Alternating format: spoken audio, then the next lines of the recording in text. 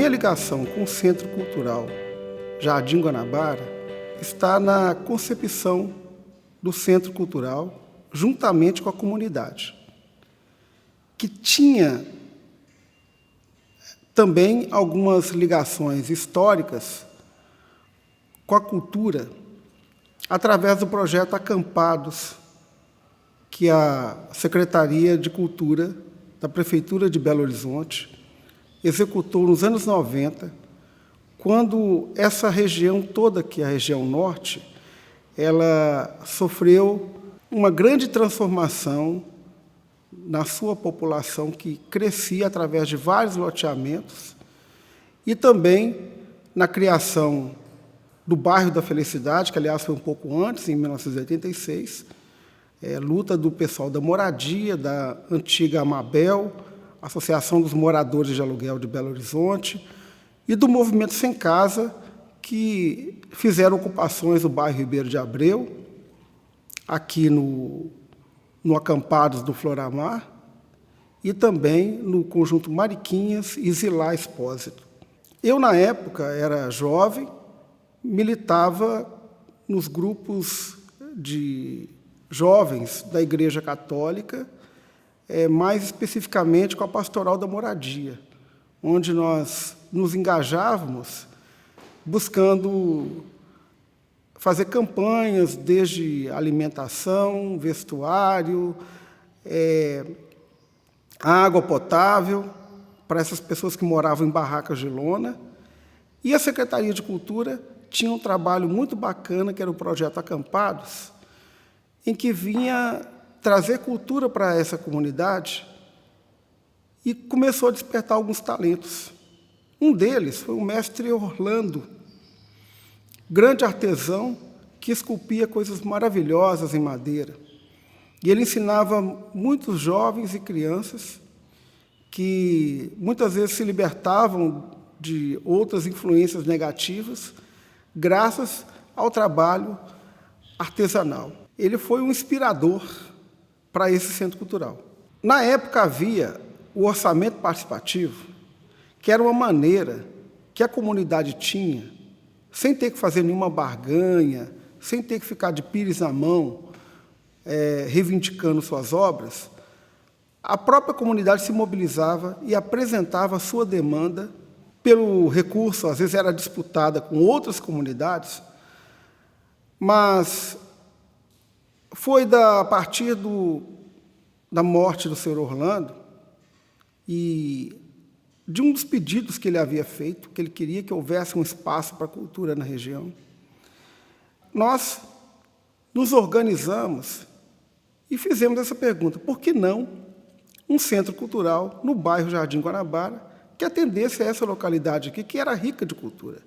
Nós temos vários músicos, nós temos muitos artesãos, tanto quanto o senhor Orlando. Nós tínhamos a dona Elza Arruda, que era uma voluntária da comunidade, que também nos deixou quase na mesma época, que nos deixou muito da culinária afro-brasileira.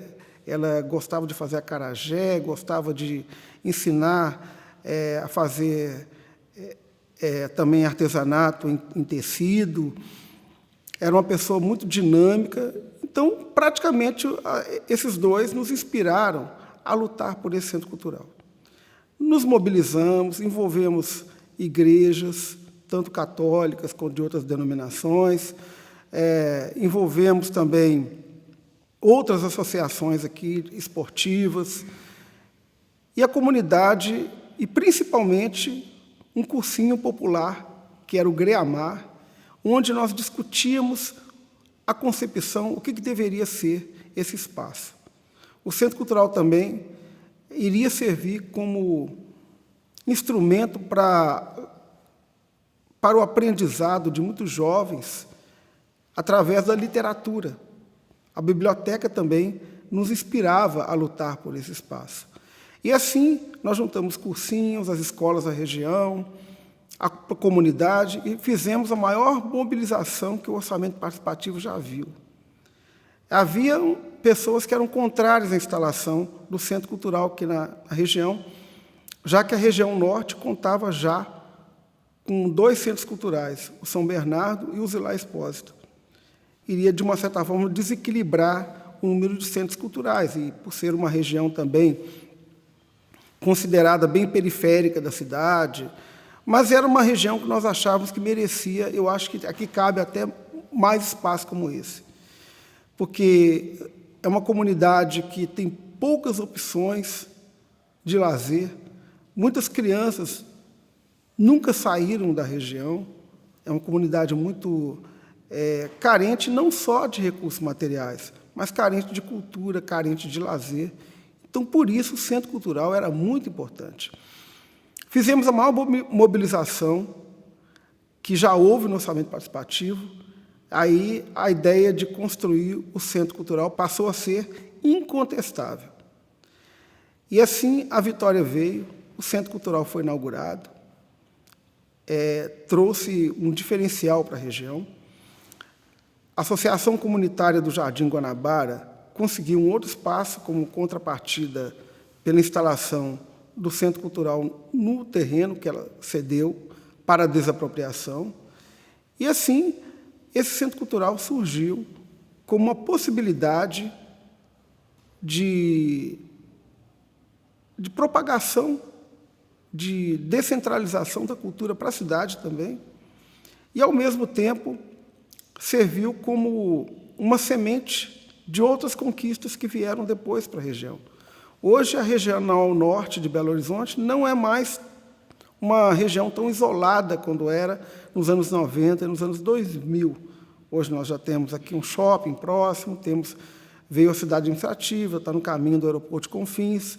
Nós temos uma luta ambiental aqui, porque estamos na bacia da Isidora, que tem uma importância fundamental, inclusive para a cultura afro-brasileira, porque Isidora era negra, Isidora foi uma cativa que deu origem a toda uma luta quilombola. Temos o Quilombo das Mangueiras, que está bem próximo daqui, temos toda uma diversidade cultural, temos uma potencialidade enorme, as oficinas de brinquedos e brincadeiras. Aqui tem muitas exposições de artistas locais que procuram o Centro Cultural, artistas esses que não teriam espaço, que estariam no anonimato se não fosse esse espaço aqui, que é fundamental para a nossa comunidade. Apesar de que muitas obras de urbanização de vias já haviam sido conquistadas em orçamentos participativos anteriores, e vamos lembrar que o orçamento participativo foi implantado em Belo Horizonte desde 1994,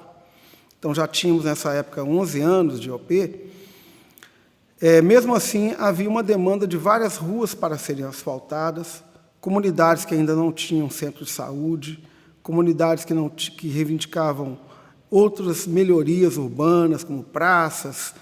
E o Centro Cultural, por outras comunidades, era até visto como um espaço até, não sei se a palavra é mais adequada, mas elitizado, porque sempre a cultura tem essa coisa de estar atrás de outras políticas públicas, quando as pessoas não enxergam a potencialidade que ela tem de ajudar, né, a mesmo crescer a comunidade e fazer com que essa comunidade possa ser até empreendedora também.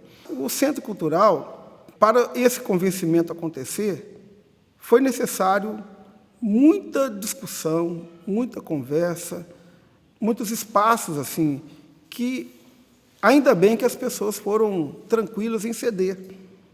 E, aos poucos, como a ideia foi crescendo, as pessoas sentiram a necessidade.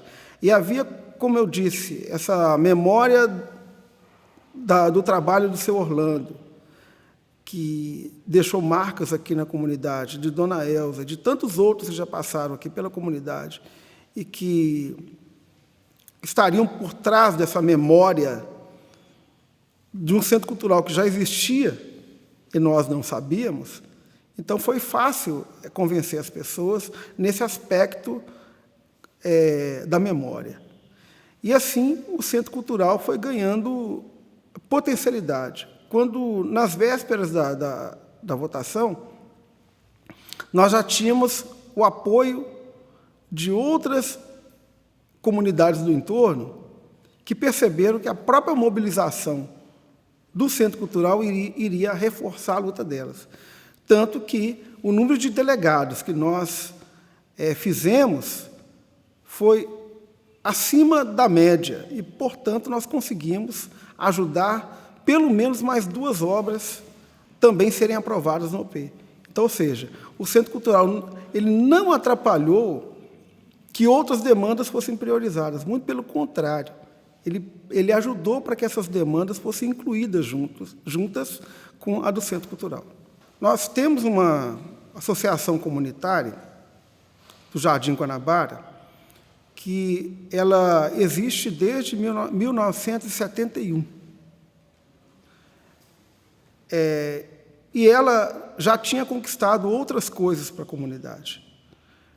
Essa comunidade aqui, na verdade, nasceu de um loteamento da imobiliária Guanabara, e por isso o nome Jardim Guanabara, que veio do espólio de Dona Etelvina Carneiro, que era dona de toda essa região aqui.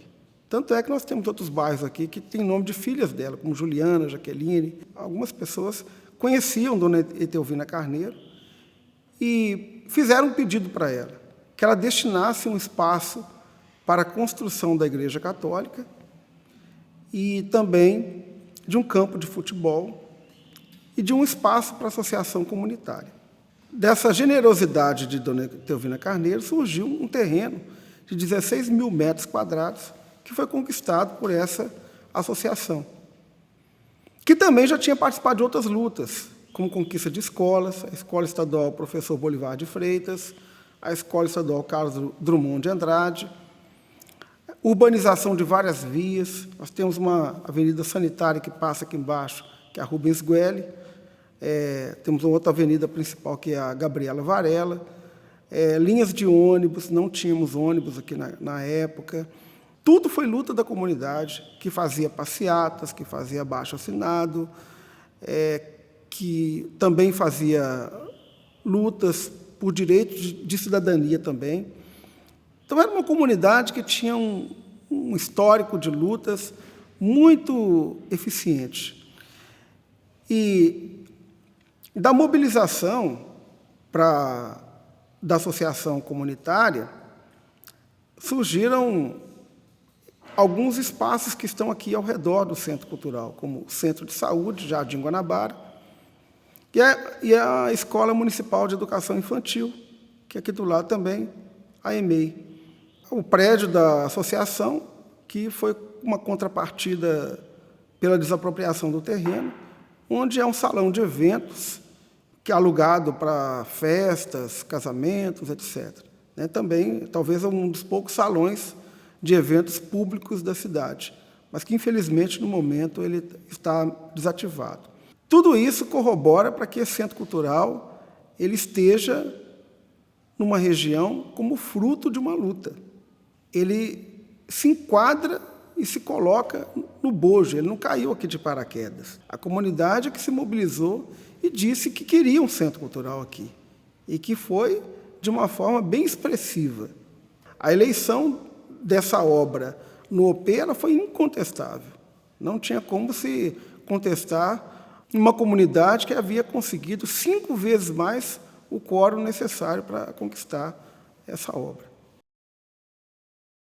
O orçamento participativo foi um marco, para a administração pública municipal, porque ele possibilitou, que as comunidades discutissem e decidissem quais investimentos seriam gastos, feitos pelo poder público. E isso possibilitou também que os desejos das comunidades fossem realizados, tornassem realidade. Nós temos assim várias parcerias, Temos as parcerias aí com o Fica Vivo, com o programa Fica Vivo, que atende jovens de 12 a 24 anos, E aqui a gente tem 2 oficinas do Fica Vivo, que é a oficina de musicalização, voz e violão, e a oficina de grafite. Temos também a parceria com a Secretaria de Esporte e Lazer, que é o programa Vivo da Ativa, que é voltado para a terceira idade. Temos a parceria com o Centro de Saúde, que desenvolve aqui a oficina de Liancum, são os encontros de Liancum, E esses encontros acontecem aqui 2 vezes por semana. E atende um público muito grande, né?